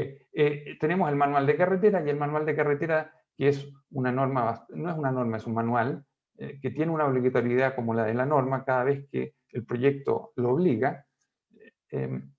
Nos dice, usted, lo que está acá abajo, la capacidad de soporte la debe determinar según lo que dice la norma AASHTO. Es decir, nos dicen, haga lo que dicen los norteamericanos en el equivalente a su manual de carretera. Lo que sí nos obliga aquí, la única obligatoriedad que tenemos respecto a esta norma es el contacto mínimo que tiene que haber entre la fundación y el suelo sobre el que se apoya. Es decir, hay una restricción de uso, no una restricción de capacidad. Cuando hablamos de restricción de capacidad nos manda la norma norteamericana. Bien, entonces eso a mí me da cierta flexibilidad frente a la carencia de normas locales, de usar factor de seguridad global igual a 3 o menor.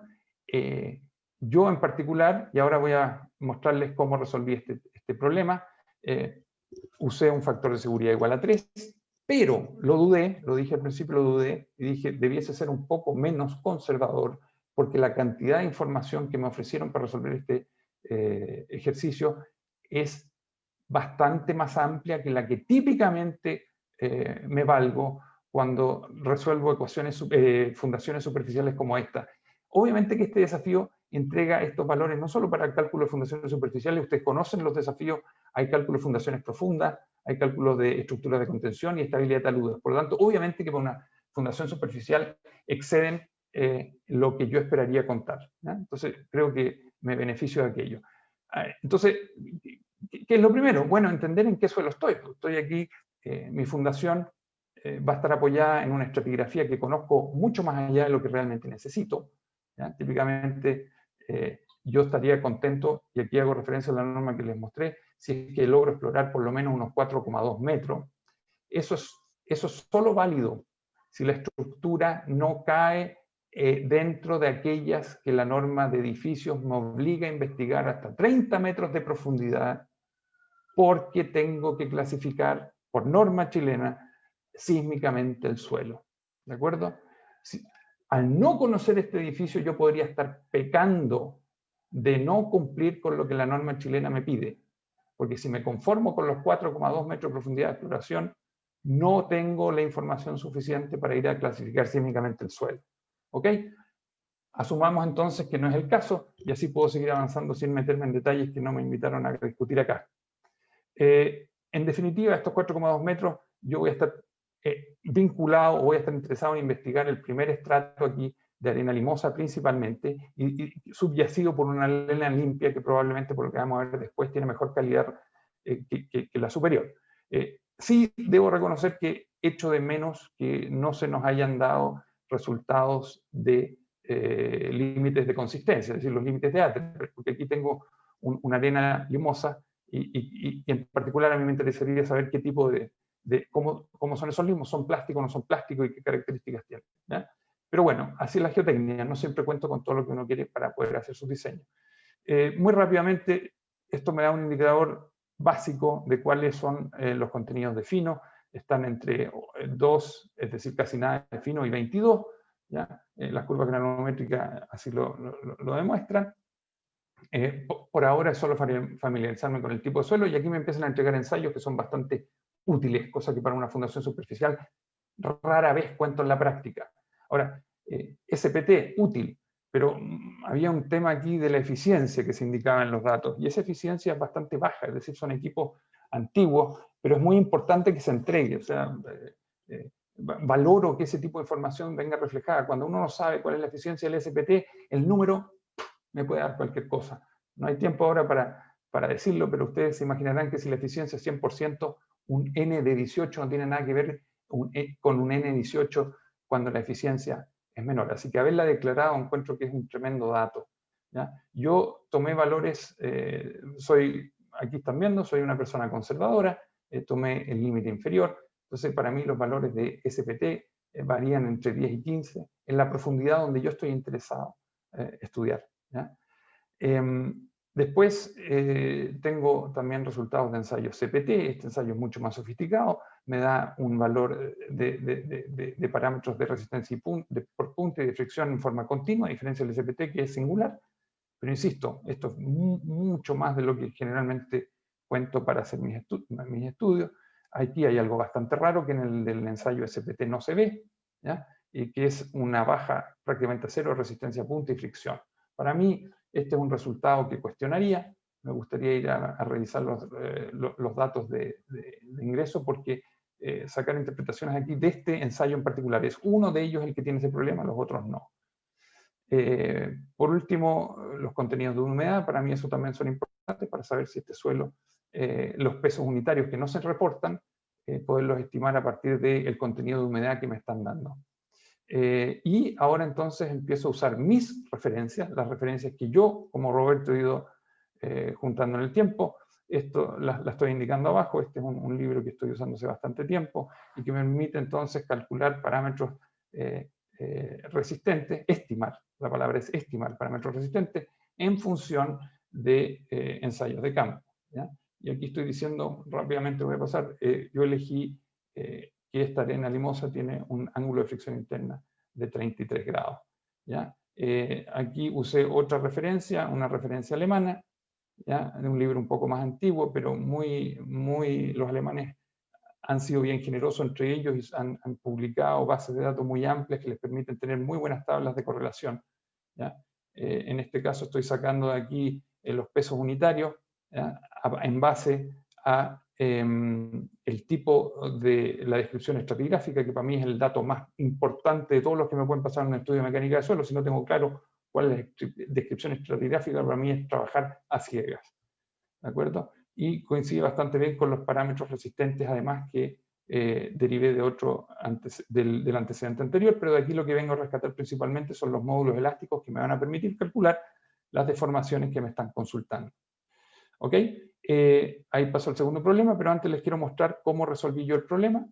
Estoy ocupando, espero que se vea, estoy cambiando a otra pantalla, estoy mostrando una planilla Excel. Discúlpenme lo rápido que voy, espero que se esté entendiendo todo lo que estoy diciendo. Aquí tengo en esta planilla 3 hojas, en cada hoja está la misma planilla, la repliqué solo por el hecho de que sé que lo quería que esta es una presentación, ¿no? Y en este caso estoy replicando en esta planilla, primero, acá arriba, los datos que obtuve de mi caracterización geotécnica, el peso unitario saturado, la cohesión obviamente cero, el ángulo de fricción les mostré que obtuve 45, aquí no hay M sub B porque este suelo no consolidan, ¿ya? Un módulo elástico de 80 megapascales, el módulo de Poisson asociado a este suelo, y también era el dato, la profundidad del nivel freático, las dimensiones de la fundación venían como dato, y yo establecí o impuse para la primera de las 3 preguntas un factor de seguridad igual a 1, y empecé a iterar hasta encontrar en la carga P para un factor de seguridad 1.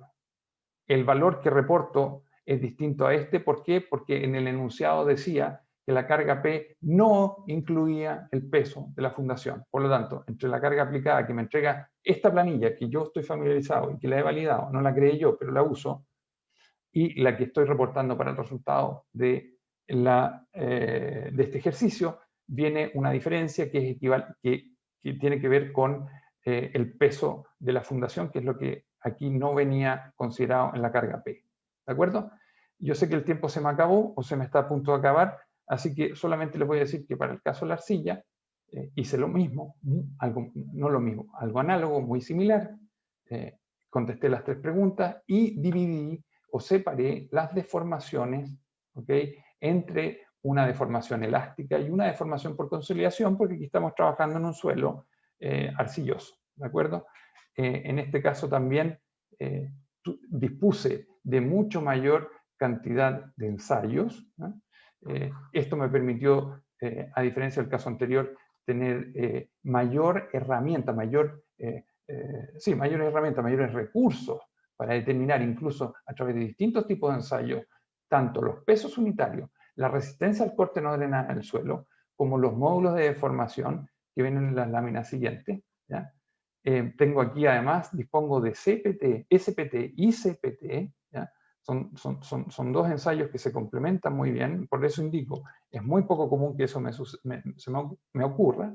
Y bueno, también recurrí a correlaciones para sacar de ahí módulos elásticos, módulos de deformación y finalmente llegar a esta ecuación a esta planilla donde obtengo donde soy capaz de responder las 3 preguntas, adaptando obviamente los factores de seguridad o tratando de llegar al valor de deformación, ¿ya? ¿Okay? Perdón, aquí, fíjense, yo obligué que se me cumpla este 25 milímetros de deformación para ir a buscar la carga máxima aplicada. Con eso explico muy rápidamente, espero que algo se haya entendido, yo mismo me doy cuenta que estoy hablando a toda carrera, y quiero terminar mostrándole qué es lo que típicamente entregamos acá. Esto es lo que yo he visto y así lo hago normalmente yo. Y vuelvo a decir, así lo hacemos porque considero que no es sensato decir una sola carga o una sola dimensión. Hay que poder ofrecer una cierta flexibilidad para que el ingeniero calculista pueda tener rango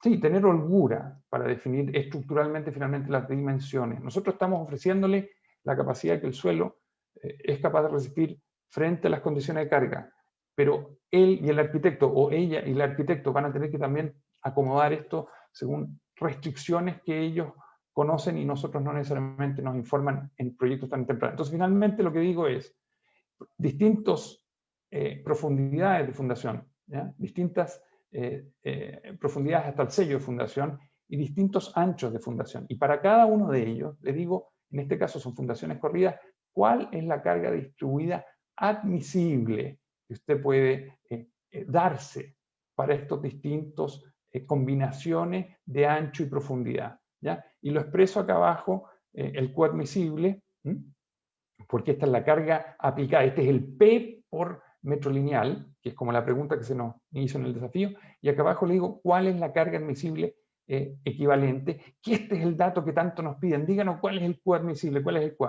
Y lo expresamos en 2 tipos de unidades, porque en Chile lamentablemente estamos acostumbrados a usar kilogramos fuerza centímetro cuadrado, y más encima lo usamos mal porque decimos kilo por centímetro cuadrado y se nos va el F, y en realidad las cargas, las tensiones son fuerza partido por área, es decir, kilonewton partido por metro cuadrado. Pero da lo mismo, eso ya es una sutileza local que aprovecho de contar por si les toca trabajar alguna vez con chilenos. Bien, hasta ahí llego, disculpen la carrera con lo que expliqué esto, quedo atento a consulta.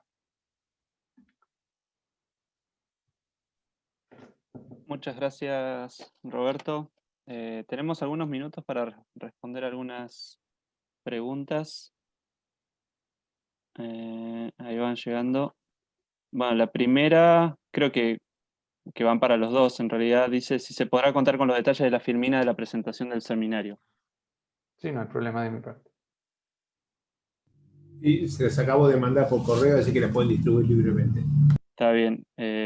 Vamos a pedirle a aquellos que quieran las filminas que envíen un email al email que tenemos para el evento, que ahora se lo vamos a mostrar. Otra pregunta de Villalta. Dice, ¿hay forma de podernos contactar en redes sociales con expositores? Sí, de que pasen sus contactos por redes sociales. Supongo Sí, LinkedIn. sí, no hay problema, pero yo no uso redes sociales prácticamente, pero por correo electrónico ningún problema. Genial. Lo mismo, yo en mi presentación, primera filmina, que está para todos, están mis correos electrónicos. Soy de la época de los dinosaurios y no uso redes sociales. Buenísimo. Vamos a pasar sus emails así para los que tengan más consultas. Pregunta a la organización, ¿se hicieron cargo en escala natural para ver la carga de falla real? No, eso no lo hicimos. No, no lo podéis hacer. No sabemos si esta gente tiene o no ensayos. Eso lo único que lo sabe es Peter Day. Y tengo la casi certeza de que no tiene los resultados. Pero en todo caso, en el Congreso Mundial en Sydney 2021, Peter Day va a mostrar los resultados de todo esto recolectado en todo el mundo. Está pasando en todo el planeta a la vez. Y va a mostrar si es que tiene algún dato real, y si no, solamente promedios entre lo que se nos ocurre a todos. Va a ser divertido. Espero que encontrarme con muchos de ustedes en Australia a fin del año que viene, porque significa que todos tuvimos la oportunidad de ir, que ahora no está asegurado. Esperemos que podamos ir todos. Otra consulta. ¿No es posible utilizar el ensayo de corte directo para determinar la capacidad portante? De Sí, Jean-Pierre por supuesto. Pariente. Sí, bueno, mi impresión es que el ensayo de corte directo es un antecedente más, así como tú puedes usar ensayos de laboratorio tipo triaxial, es otro ensayo de corte. A veces yo estoy limitado a usar justamente el corte directo, porque en algunas regiones de Chile es el único ensayo de corte que está disponible. ¿Ya? Ahora, hay diferencias entre ensayos triaxiales y corte directo, por supuesto, pero eso no es un impedimento. Ahora, es un ensayo de resistencia al corte, por lo tanto tú vas a obtener de ahí parámetros de resistencia. Tiene ciertas limitaciones, pero sí, por supuesto que sí. Esto no es solo triaxial. Es mi opinión. Otra consulta. Roberto, ¿utilizaste tablas que regularmente se recomiendan para diseños preliminares o anteproyectos? Sin embargo, lo usaste para cuantificar valores para diseño. ¿Algún comentario al respecto? De Samuel Laura Huanca. Claro, porque no tengo ensayos de laboratorio de los cuales puedo derivar directamente los parámetros resistentes. Tampoco sé si los tuviera, si fueron realizados con las condiciones de terreno que esto va a tener. Es decir, estoy usando ensayos de campo que no te entregan directamente la resistencia al corte. Si lo sacas de un SPT, tienes que irte a una correlación. Si lo sacas de un CPT, también tienes que irte al libro de Robertson y ver cuáles son las correlaciones con los suelos. Y en Chile estoy más limitado aún, porque esas correlaciones ni siquiera se relacionan con los suelos chilenos, ¿ya? A los cuales yo los tomo con mucha, no con distancia, sino que como buenas recomendaciones. Y por lo tanto, y volvemos al tema principal, que es el que partió discutiendo Alejo con mucha energía, bueno, yo ahí descanso, para bien o para mal, en factores de seguridad más altos, que me dejan más tranquilo de haber podido o de haber hecho uso de correlaciones y no de resultados directos de ensayo en laboratorio. Así lo interpreto yo. Muy bien. Una consulta que quedó... bueno, tenemos una consulta de Leonardo Salamanca. Roberto, así como calculaste las capacidades portantes para varios anchos de cimiento y varias profundidades, sería interesante que para estos cimientos también se estimaran las deformaciones esperadas. Lo crítico es que generalmente no se tienen las cargas por el mismo avance del proyecto. Ya, qué bueno que me lo preguntaste. Esa lámina que acabo de mostrar acá, que la saqué de un informe que entregué hace un par de años atrás, fíjate, tabla 9, quizás hay una tabla 10, una tabla 11. La tabla 12 entrega las deformaciones esperadas para estas mismas condiciones. Es decir, más que para estas mismas condiciones, para estas cargas admisibles que yo estoy diciendo que se van a dar si es que se usa alguna de estas combinaciones de deformaciones. Es decir, te respondo a tu pregunta, sí. Además, entrego las deformaciones para estas cargas admisibles. Muy bien. En cuanto a la pregunta de Francisco, no, es solamente el dimensionado geotécnico, sin tener en cuenta la armadura. Juan, quiero aclarar una cosa más. En los informes también, es una sutileza, también indico qué parte de la deformación va a ocurrir durante construcción y qué parte de la deformación va a ocurrir en el largo plazo.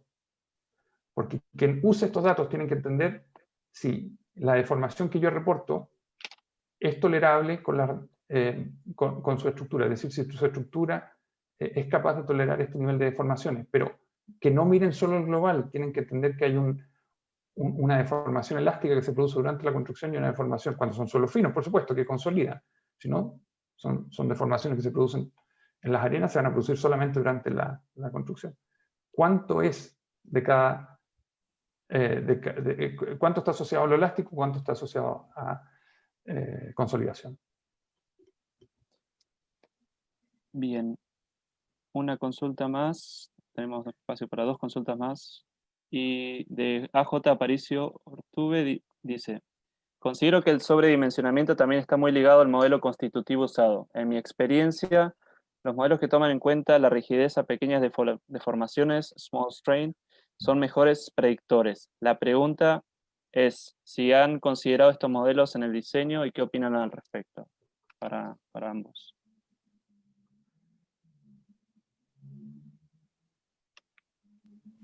¿Puedo empezar? Sí, dale, Alejo. Sí, en mi presentación no hice ningún resultado de ningún modelo, pero entiendo la pregunta. Efectivamente, una modelización más sofisticada permite una predicción con un fundamento físico más sólido, pero solo eso. Si los datos de entrada son como los que recibimos en este desafío, que son muy buenos, Sí. pero el CPT de arcillas no tiene la presión de poros. El ensayo SPT de arena no informa la energía. Y cosas así, cosas que es completamente razonable que lo hayan hecho así a propósito. Los que lo hicieron a este desafío no tienen nada que aprender de ninguno de nosotros respecto de cómo se hace un SPT o un CPT. Pero hicieron una presentación muy bien elegida con los datos que uno siempre se encuentra. Así que aquí al CPT a uno le falta la presión de poros, al SPT le falta la medición de energía y tenés estas incertidumbres. Vuelvo. Los modelos constitutivos que incluyen pequeñas deformaciones son mejores para estimar la rigidez en servicio, no tienen ninguna utilidad adicional para para estimar la carga última.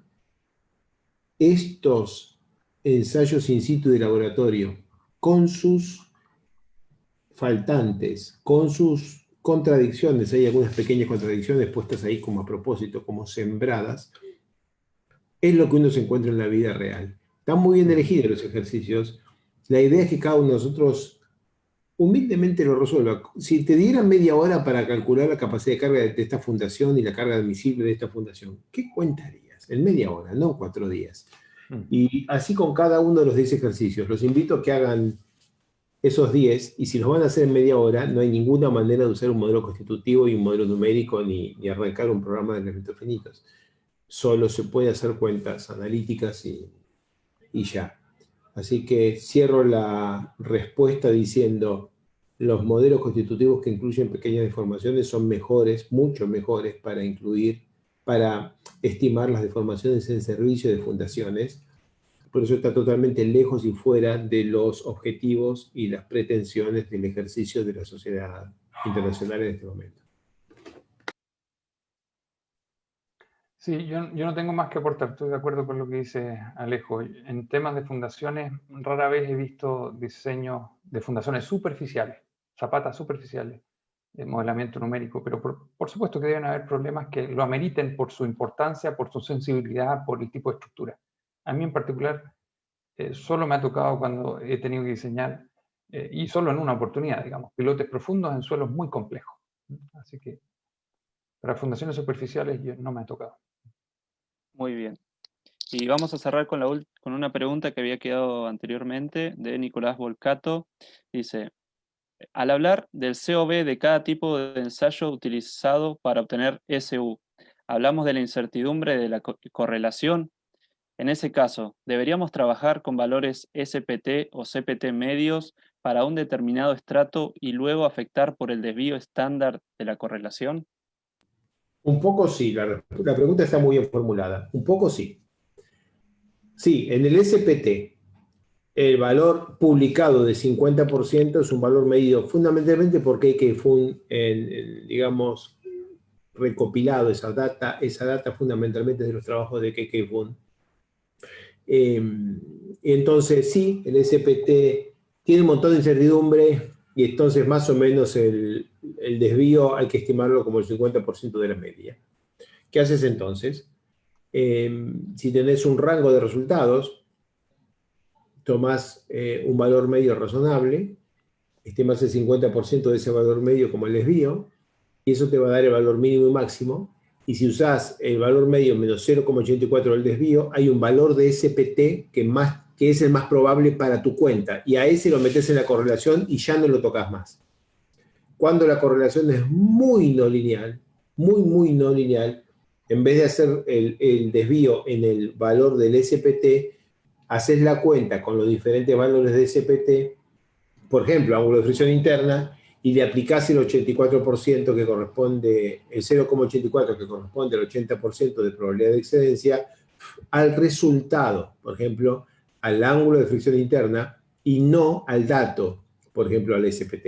Es muy distinto un desvío de 0,84 de la media en el valor del SPT que un desvío de 0,84 en el valor de phi. Así que hay que tener cuidado en qué momento aplicas la idea de 80% de probabilidad de excedencia. Lo que queremos exigir es que hagas la cuenta que hagas, nos puedas decir el ángulo de fricción interna que tenga 80% de probabilidad de excedencia. O sea, el número que me digas tiene que tener un 80% de probabilidad de ser igual o mayor para que nuestro diseño sea razonablemente seguro. La respuesta a tu pregunta es perfectamente válida y va a generar un montón de debate porque algunas correlaciones son atrozmente no lineales, como vimos en el caso de la correlación entre SU y SPT, que da una línea recta, pero solamente porque el gráfico es logarítmico en abscisas y también en ordenadas.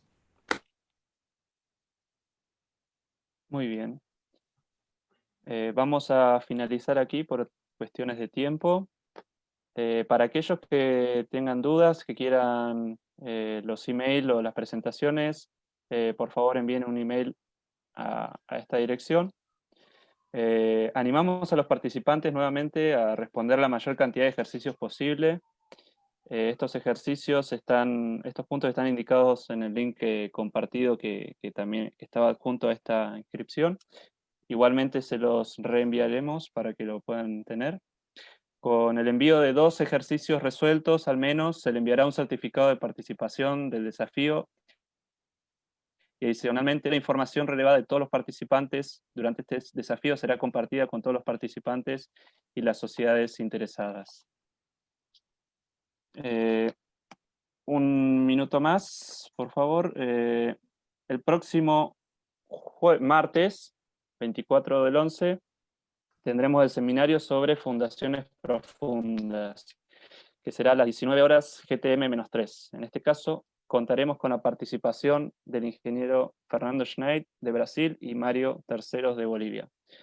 Nuevamente, Alejo y Roberto, muchas gracias por su participación y espero que les haya gustado el evento. Buenas noches. Buenas noches Sí. a todos, muchísimas gracias. Sí, buenas noches a todos, muchas gracias por la iniciativa, muy interesante que lo hayan hecho, me agradezco que me hayan invitado. Por favor. Buenas noches.